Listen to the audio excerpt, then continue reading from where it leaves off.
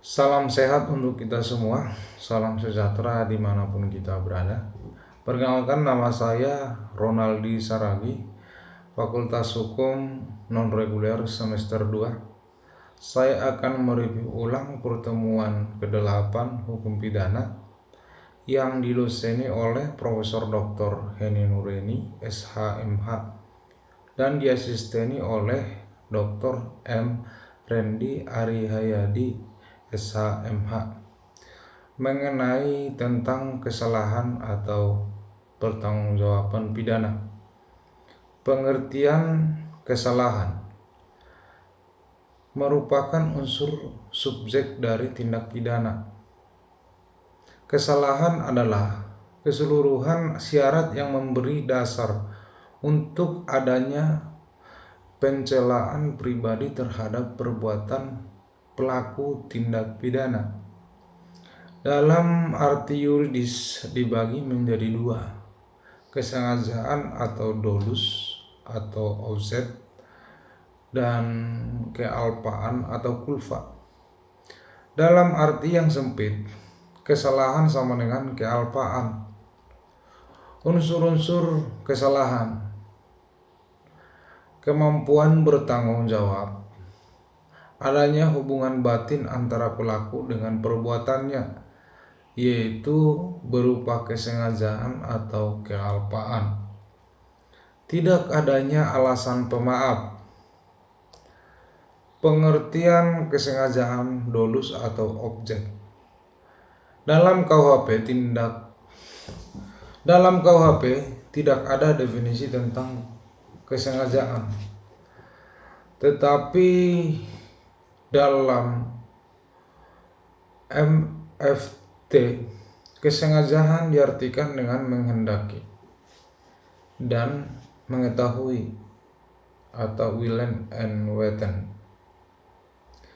Jadi dikatakan sengaja apabila pelaku menghendaki apa yang dilakukan dan mengetahui perbuatan yang akan dilakukannya, yaitu atas dasar itu pelaku mempunyai kehendak untuk mewujudkan atau Wiles teori unsur-unsur dari rumusan undang-undang. Selain itu, pelaku juga menghendaki akan akibat yang timbul, atau pelaku juga sudah dapat membayangkan, atau dalam bahasa Belanda voorstelling teori, akan akibat yang nanti timbul. Perbedaan teori Wiles teori dan voorstelling teori ada dalam hal akibat dari keadaan yang menyertainya, walaupun dalam praktiknya penggunaannya sama.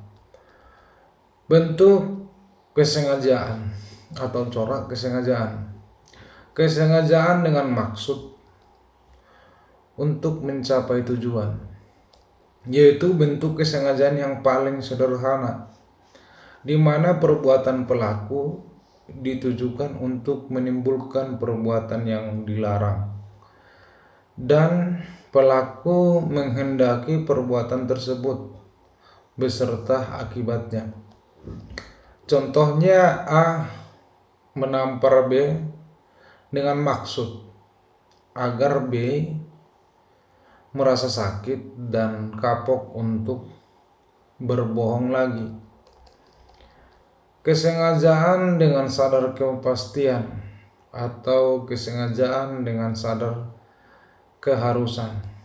Dalam hal ini, perbuatan menimbulkan dua akibat, yaitu satu akibat yang memang dituju oleh si pelaku, yaitu dapat berupa delik sendiri atau dilakukan sendiri, dan dapat berupa penyertaan atau deliming. Akibat yang kedua, akibat yang tidak dikehendaki tetapi merupakan keharusan. dalam mencapai tujuan, sehingga akibat ini pasti terjadi atau timbul.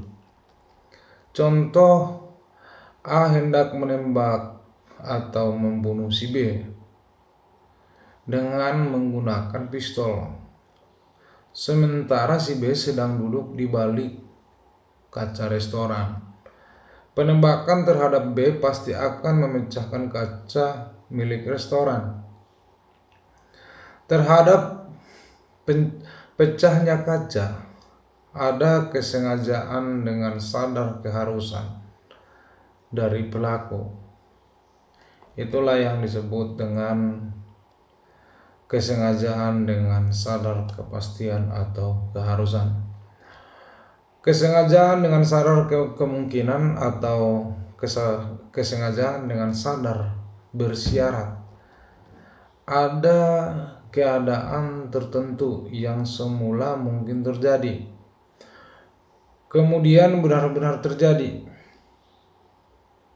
Contohnya Aris kue tar di kota Huizen, negeri Belanda. Si Aris, cerita si Aris, si A pengen membunuh si B, tapi